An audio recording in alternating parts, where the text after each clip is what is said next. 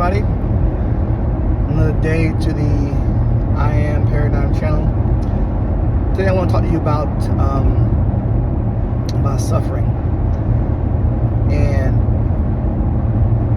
what causes suffering. You know, we've all heard that, God doesn't cause suffering and we cause our own suffering, and that's true. But a lot of people don't understand how. How do we cause our own suffering?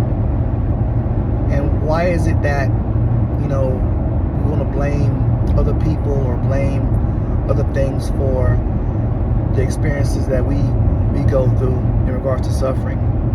And I want to bring a word to you that probably you don't think of when it comes to suffering, and that word is meaning. Meaning. You know that everything in your life you have assigned a meaning to.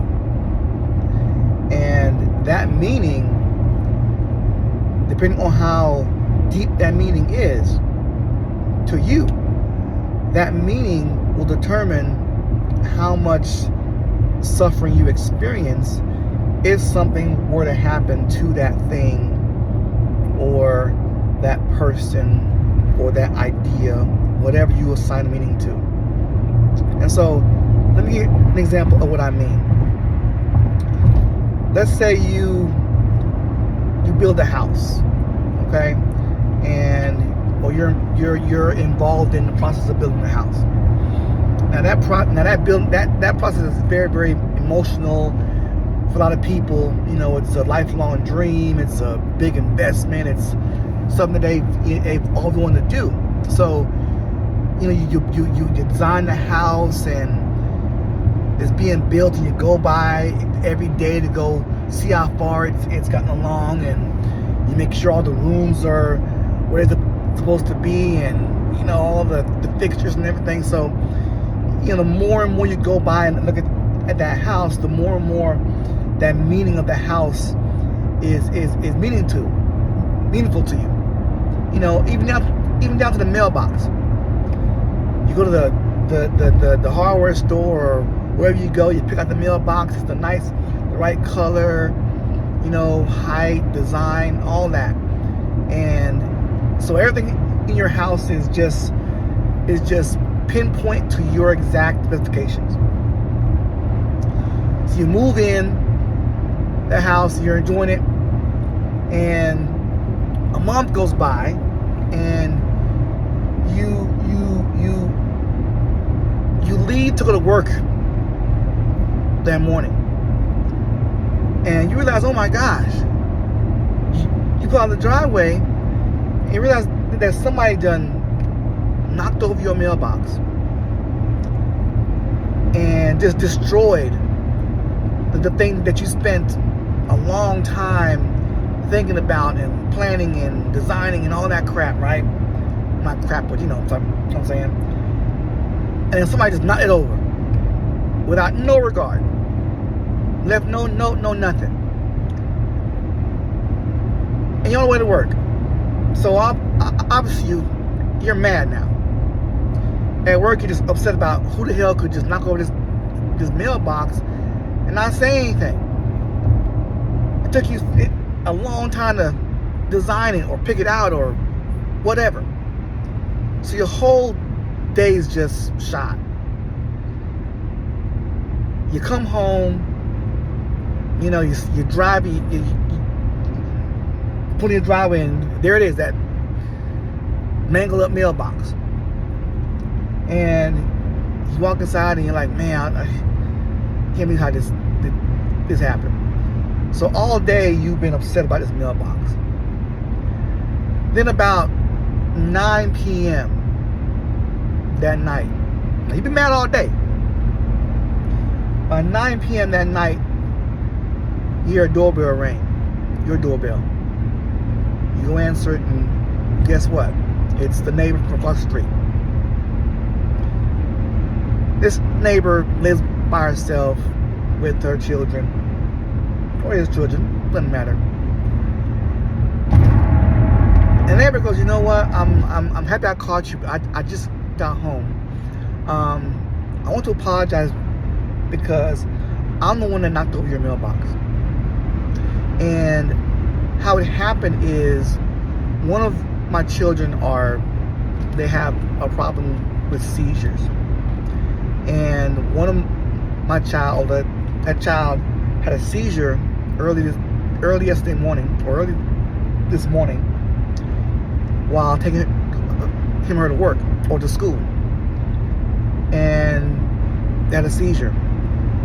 And in my panic to get out of the driveway and get to the hospital and get care for my child, I kind of ran over your mailbox. And I couldn't have time to tell you I'm sorry or explain myself or leave a note because I had to get my child to the hospital, or she might have been seriously injured or possibly died. And I've been thinking about this all day. And I've been at the hospital all day, and I just finally got home. And you're the first person I've talked to because I just want to make it clear about your mailbox. Now, after you learn this incident, after you learn how it happened, how do you now feel about the mailbox? Not so much angry, do you? Now, the same mailbox is destroyed, but now that you learn how it happened, you don't feel as mad. And it's not because you're not mad, but the reason why you aren't as mad is because of the meaning that you put on that mailbox. Because if you was really mad about the mailbox being destroyed, you wouldn't care how it got destroyed. Whether it was by accident or by malice or by whatever. You wouldn't care how it got destroyed. But because you assigned meaning to that mailbox, whenever something happened to it, the meaning that you assigned to it is what caused you to get angry. So think about that.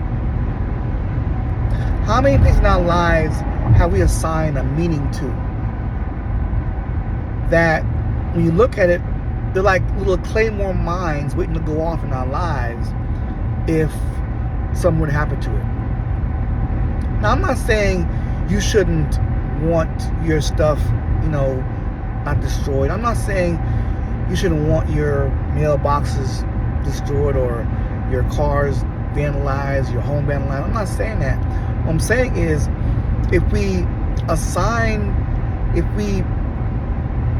manage how much meaning we assign to certain things, it could manage the suffering we go through. So I promise you, if you'd have known why it got knocked over in the morning, you wouldn't have felt so bad all day. And if you wouldn't have assigned a meaning to it, you wouldn't have been mad all day. So again, it wasn't the fact that the person had a child that needed some attention, medical attention. That's not what lessened the accident or the incident. Okay? What happened was the circumstance lessened your meaning, thus lessened the impact of the incident. So think about all of the things in your life that you assign meaning to. You can do it very, very quickly. Look around the room you're in. Okay? What meaning have you assigned to your TV, your phone, your furniture, your cars, your purses? Because if you have assigned some heavy meaning onto it, then it means you're one incident away from crashing out. whether it was done accidentally or maliciously, you're going to crash out. So think about the meanings that you attach to things, because your ultimate suffering or lack thereof depends on that. Again, if you like this, like, share, subscribe, and I'll see you next time.